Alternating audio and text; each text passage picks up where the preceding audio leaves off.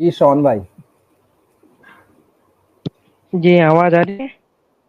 आ रही? आ मुसलमान रही है, है। गैर मुस्लिम है, क्या है भाई? जी नॉन मुस्लिम है। आवाज आ रही है अच्छा। मुफ्ती जी। हाँ। कौन सा रिलीजन है? सनातनी है? जी सनाती है, कंफ्यूजन है, थोड़ा कंफ्यूज है थोड़ा। पहले क्या थे? सनातनी है, मतलब मेरे अच्छा। जो मॉम है वो बंगाली है। ओके। और मेरे डैड जो है ना, मेरी मॉम ब्राह्मण है और मेरे डैड जो है ना दलित है। लव मैरिज है ओके। उनकी। तो ओके। घर से इतने रिलीजियस नहीं है हम। ठीक है। जी, बोलिए, तो क्या आपका क्वेश्चन है? जी मुफ्ती जी, क्वेश्चन ये था कि आपने आपकी स्ट्रीम को हम 1 साल से फॉलो कर रहे हैं। आपने बहुत दफा कहा है कि जैसे हम इम्तिहान देने आए हैं दुनिया में, तो बहुत लोगों का ये सवाल होता है कि कैसा इम्तिहान है जिसका हमें रिजल्ट ही नहीं पता। लेकिन जिस तरह मैंने इसे मुसलमानों को या इस्लाम को स्टडी किया है, उस हिसाब से तो मुझे लगता है कि इस्लाम ने सारा जवाब दे ही दिया है कि पेपर में क्या सवाल है, कि किस तरह जो है ना आपको मतलब ज़िंदगी किस तरह गुज़ारना है, उसका भी जवाब दे दिया है। और हम्म। क्या है, जन्नत कैसे जाना है, उसका भी जवाब दे दिया है। आपको माँ-बाप के साथ कैसे ज़िंदगी गुज़ारनी है, उसका भी माइक जवाब दे क्लोज कर दिया लें। है। जी। जी, मैं कह रहा हूँ जब इस्लाम ने जी। सब चीज़ का जवाब दे ही दिया है, तो फिर तो फिर पेपर लीक हो गया ना फिर। ओके।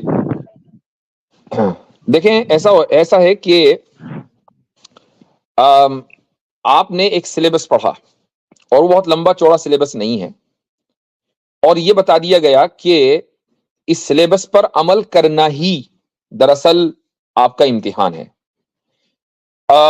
उसकी एक मिसाल ले लें। आप ड्राइविंग टेस्ट करते हैं। ड्राइविंग टेस्ट के लिए आमतौर से, जो इंडिया में भी ऐसे ही कानून होगा, लेकिन जो वेस्टर्न कंट्रीज उसमें ये कि पहले आपको बाकायदा रोड टेस्ट के जो कवानीन है उनको पढ़ना पड़ेगा, रोड टेस्ट का राइटिंग टेस्ट देना पड़ेगा, उसके बाद फिर आपका प्रैक्टिकल होगा, और उसके बाद फिर आप कामयाब होंगे। अब इमेजिन करें कि आपको पूरे लॉस पता है ट्रैफिक के, और आप राइटिंग टेस्ट जो है, रिटन टेस्ट जो है वो पास किए हुए हैं। अब आपको, और आपको पता है कि गाड़ी कैसे चलती है, आपको पता है कि राइट मोड़ना है कि लेफ्ट मोड़ना है, कौन से स्टॉप साइन पे रुकना है, कौन से पे चलना है, किस साइन का क्या मतलब है, ये सारी चीजें आपको पता है, चूंकि आपको बता दी गई हैं। अब जब आपका प्रैक्टिकल एग्जाम होगा, तो जो कुछ आपको पता है बस आपको उस पर अमल करना है, आप कामयाब हैं। और जो कुछ पता है उस पर अगर आप अमल नहीं करेंगे तो नाकाम है, आपको लाइसेंस नहीं मिलेगा। इसी तरीके से एक इंसान को अल्लाह ताला ने बता दिया, जिंदगी इस तरह गुजारोगे। मसलन आपने खुद ही मिसालें दी हैं कि भाई माँ बाप के साथ इस तरह रहना है, नमाज यूं पढ़नी है, ज़कात यूं देनी है, सोसाइटी में इस तरीके से रहना है, वगैरह वगैरह, पूरा लॉ बता दिया गया। अब जो प्रैक्टिकल है वो ये, जो तुम्हें मालूम है उसके मुताबिक तुम जिंदगी गुजारोगे तो कामयाब है, और इसके मुताबिक जिंदगी नहीं गुजारोगे तो कामयाब नहीं हो। तो इसको आप ये नहीं कहते कि पेपर लीक हो गया। हाँ, ये है कि पेपर प्रैक्टिकल है, खाली थ्योरेटिकल नहीं है। अल्लाह ताला हमारी याददाश्त का, हमारी मेमोरी का एग्जाम नहीं ले रहा है, वो हमारी प्रैक्टिस का एग्जाम ले रहा है कि हम उस पर अमल करते हैं कि नहीं करते। जी। इसमें एक अच्छा बात तो मुझसे मुफ्ती मैं जी। ऐड करना चाहूंगा। हेलो, जी हाँ, जी, मेरी आवाज आ रही है?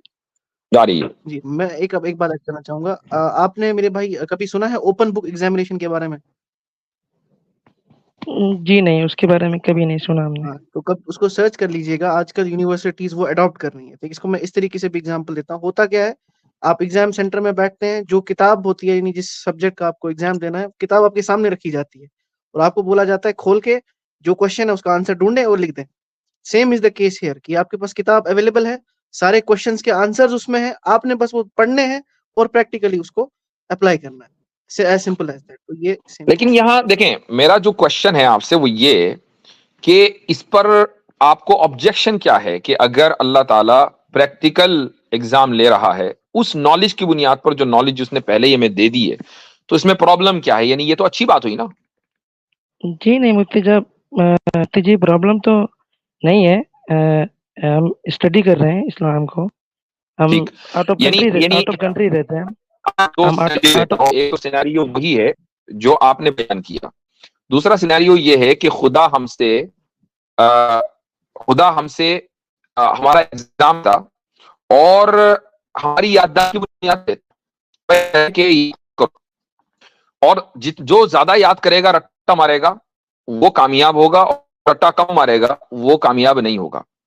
अब देखें, हर एक आदमी की सलाहियत अलग अलग होती है। किसी की मेमोरी शार्प होती है जो जल्दी याद कर लेता है, किसी की मेमोरी शार्प नहीं होती है, उसको बहुत टाइम लगता है, बहुत से लोग याद नहीं कर पाते हैं। तो ये फेयर ना होता।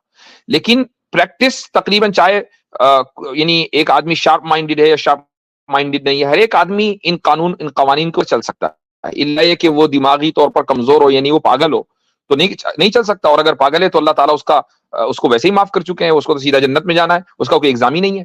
तो ये चीज जो इस्लाम के अंदर है वो ज्यादा मेक सेंस करता है उसके मुकाबले में जो किसी दूसरे रिलीजन में है। मसलन क्रिश्चियनिटी के अंदर क्या है कि जी कुछ करने की जरूरत ही नहीं है, हजरत ईसा अलैहिस्सलातु वस्सलाम सूली पे चढ़ गए थे आपके लिए, आपको तो जन्नती में जाना है।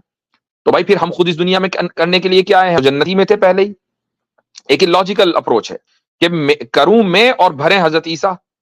या मसलन यहूदियों के यहाँ ये अप्रोच है कि भाई एज लॉन्ग एज आप जू हैं आपको तो जन्नत में जाना ही है, चूंकि आप अल्लाह के खुदा के न सिर्फ ये के बंदे हैं बल्कि उसके बच्चे हैं, उसकी औलाद है, तो जन्नत आपके लिए बनी है। तो ये एक रेसिस्ट कल्चर, रेसिस्ट रिलीजन है। तो लेकिन इस्लाम में ऐसा नहीं है कि इस्लाम में ये है कि आपको ये इल्म दे दिया गया, इस इल्म की रोशनी में आप प्रैक्टिकल करेंगे अच्छी तरीके से तो आप कामयाब है, वरना कामयाब नहीं है। और इसमें कोई फर्क नहीं पड़ता एक अगर आदमी रसूल अकरम सल्लल्लाहु अलैहि वसल्लम की औलाद में से भी है, जिसको सैयद कहा जाता है, मान लीजिए वो उस खानदान से भी आता है, उसके लिए भी यही कानून है। और एक आदमी उस खानदान से नहीं आता, किसी दूसरे खानदान का, उसके लिए भी ये कानून है। तो किसी सैयद की यानी हजरत आप सल्लल्लाहु अलैहि वसल्लम के खानदान के किसी फर्द की महज इसलिए बख्शिश नहीं होनी है कि आप सल्लल्लाहु अलैहि वसल्लम के खानदान में पैदा हो गया, अमल उसका भी देखा जाएगा। तो इसके अलावा यदि इससे बेहतर और फेयर निजाम क्या हो सकता है? जी मुफ्ती जी, आपकी बातें तो लॉजिकल है, हम रिसर्च कर रहे हैं। हमको अच्छा लग रहा है इस्लाम धर्म, क्योंकि एक साल पहले हमको हमारे एक मित्र हैं, हम आउट ऑफ कंट्री हैं, अपने देश में नहीं है, तो वो हमको आपका लिंक दिए थे। तो आपके लिंक से हम जो है ना ये जो है साहिल आदम, इनके स्ट्रीम में चले गए थे और हम एक गर्व महसूस करते थे, मतलब कि डिफेंस करने के लिए है हमारे हिंदू धर्म को। तो उनको हम सुपर चैट भी दिए हैं, बहुत जगह पे सुपर चैट भी दिए हैं, लेकिन हमें कहीं ना कहीं लगते थे कि ये 2 नंबर लोग हैं, जवाब नहीं देते सही से, एक टॉपिक को लेके बैठ जाते हैं, कोई और टॉपिक होता नहीं उनके पास। ब्लास्फेमी भी की है अभी एक, जो बहुत गलत की है। तो एक आपके हैं राजा जी, अली राजा जी, उनकी स्वामी जी से इनकी डिबेट हुआ था। उसमें हम स्वामी जी ने कहा था कि वेदा और जो रामायण है उनको पढ़ना ही ब्लास्फेमी है, पढ़ना ही ब्लास्फेमी है। अभी हम कहाँ जाए मुफ्ती जी, आप बता हम कहाँ जाए? सही। अभी हाँ, मैंने तो ये भी सुना कि भाई हिंदू धर्म तो किताबों के ऊपर बेसी नहीं करता, किताबों की जरूरत नहीं है, वो चलता ही नहीं है। तो जी हाँ, तो उसमें अली रजा खुर्रम साहब ने एक जबरदस्त बात कही कि भाई जिस तरह बंदरों को, चूहों को, गधों के यहाँ किताबें नहीं होती हैं, तो अगर इंसानों को भी आप ये कहें कि उनको किताबों की जरूरत नहीं, तो फिर इंसान को आपने बंदर, चूहा, गधा बना दिया ना। भाई इंसान की इंसानियत तो इसी तरीके से है ना कि उसके पास नॉलेज हो। जी मुफ्ती जी, हमको लगा कि ये जो स्वामी जी है इनको इतना ज्ञान नहीं होगा। हम बरेली में फोन किए, 1500 रुपए पंडित जी को रिचार्ज कराए, हम उनसे 15 सवाल 16 सवाल किए हैं। उनका कंक्लूजन ये था कि एक तो कंक्लूजन उनका ये था कि मुगल वालों ने कुछ चेंज कर दिया है। एक तो उनका मुगलों पे इंजाम था और दूसरा उनका ये था कि आस्था।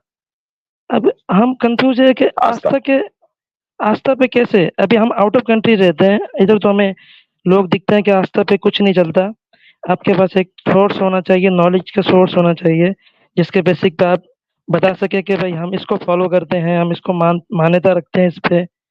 जब आप उसको पढ़ना ही ब्लास्फेमी है, तो फिर काय का धर्म, फिर कैसा धर्म? अच्छा, अगर आपने देखे 1500 रुपए भी खर्च किए, उसके बावजूद भी जवाब ये मिला कि मुगलों ने हमारे धर्म के अंदर तब्दीली कर दी। मैं ये कहता हूं कि भाई वो धर्म ही क्या जो मुगल आके बदल दे। यानी अगर मुगल आपके धर्म को बनाए तो धर्म कमी हुई ना, ये तो मुगल फिर पावरफुल हुआ कि वो किसी भी धर्म को बदल देता है और धर्म खत्म हो जाता है, ये कमजोर हो जाता है। तो फिर मुगल की पूजा होनी चाहिए ना कि धर्म की। जी समझ में आया मुफ्ती ना? जी, अभी जी अली राजा साहब की एक हम स्ट्रीम देख रहे थे, वो ये पॉइंट रखे थे कि अगर मुगलों ने किताब चेंज कर दिए तो क्या पता रावण अच्छा हो उसको बुरा कर दिए हो, और राम बुरा हो सही, उसको अच्छा ये कर भी दिए है। हो। मुगल तो ये भी कर सकते बिल्कुल हैं। बिल्कुल ऐसा हो सकता है, बिल्कुल कर सकते हैं। तो ये तो बहुत बड़ा कंफ्यूज है ना, बहुत बड़ा कंफ्यूज है। तो मेरे अगर भाई जी आप हाँ। किस कंक्लूजन पे पहुंचे, आपने क्या हम सोचा? अभी हम इस्लाम पे रिसर्च कर रहे हैं, और हमारे जो आमीन भाई हैं हमारे साथ हैं इधर आउट ऑफ कंट्री में, वो हमको देते रहते हैं, बातें बताते रहते हैं, तो देखते ठीक, हैं। तो चलें कम से कम आप आधा रास्ता तय करें और हिंदुइज्म से बाहर निकलें, क्योंकि हिंदुइज्म का इलॉजिकल होना तो इरेशनल होना रोजे रोशन की तरह है, यानी जितना सूरज निकलने का यकीन है उतना ही यकीन है। तो आप कम से कम वहां से निकले, क्लियर आधा रास्ता तय करें, उसके बाद रिसर्च करते रहिएगा। क्लियर मुफ्ती जी क्लियर क्लियर हम निकल गए। ये हम जो स्वामी जी के और अली राजा जी के जो वो देखे हैं, स्ट्रीम देखे हैं, क्लियर क्लियर हम जबरदस्त बाहर जबरदस्त, निकल गए। माशाल्लाह। अल्लाह हम ताला हम वो आपको ग्रंथ आपकी रिसर्च में कामयाब करे और इस रास्ते से वो आपको धर्म अपने को रास्ते पर लगाए, हिदायत दे। जी, गो हेड। वो धर्म और ग्रंथ को हम माने ना जिसको पढ़ने ब्लास्फेमी हो। सही, बिल्कुल, एग्जैक्टली। चलें भाई, जाते जाते बस आपको एक बात बताएंगे कि इंसान को कभी नहीं पता होता कि वो कब मरने वाला है, ठीक है ना? ये तो रियलिटी है। अल्लाह ताला आपको लंबी उम्र दे, लेकिन मैं तो अपना नहीं बोल सकता कि मैं कब मरने वाला हूँ। तो जितना जल्दी हो सके इसमें मतलब अच्छी से रिसर्च हो, बट एक कंक्लूजन पे पहुंचिए, अच्छा, ये ठीक है? भी है कि जो जी रिसर्च मेथोडोलॉजी वो क्या है और किस चीज पर रिसर्च हो रही है, ये भी तो तय होना चाहिए ना। जब आप रिसर्च करते हैं, मसलन आप मान लीजिए पीएचडी स्कॉलर हैं, तो पीएचडी स्कॉलर का काम क्या है? रिसर्च करना। तो दो चीजें उसको तय करना जरूरी है रिसर्च से पहले। पहली चीज ये है कि रिसर्च मेथोडोलॉजी क्या होगी, और दूसरी है कि मेरा टॉपिक क्या होगा। अगर दोनों ही चीजें तय ना हो तो रिसर्च कभी हो ही नहीं पाएगी। तो आप मुझे बताएं कि आपकी रिसर्च मेथोडोलॉजी क्या है और किस मौजू पर, यानी किन चीजों पर आप रिसर्च कर रहे हैं। देखिए मुफ्ती जी, हम तो एक साल से आपको सुन रहे हैं। हम तो इतने बुद्धि भ्रष्ट नहीं है कि हम आपसे सवाल करें कि गॉड एग्जिस्ट करते हैं कि नहीं करते हैं, एवोल्यूशन, ये सब हमारे कंफ्यूज नहीं है। जैसे अभी हमारा एक था कि इम्तिहान देने के लिए आए हैं, तो पेपर सब, जब सवाल का आंसर सब कुछ है तो पेपर तो लीक हो गए। आपने उसका भी हमको अच्छा एक आंसर दिए हैं, जैसे कि भाई हमको समझ में आया कि हाँ हम एग्री करते हैं। तो इस तरह छोटे मोटे जो हैं सवाल है। हाँ नहीं, पर ये तरीका जो है ना, ये सही तरीका नहीं है।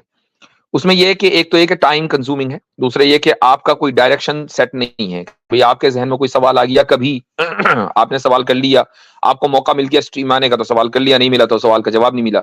ये तरीका नहीं है।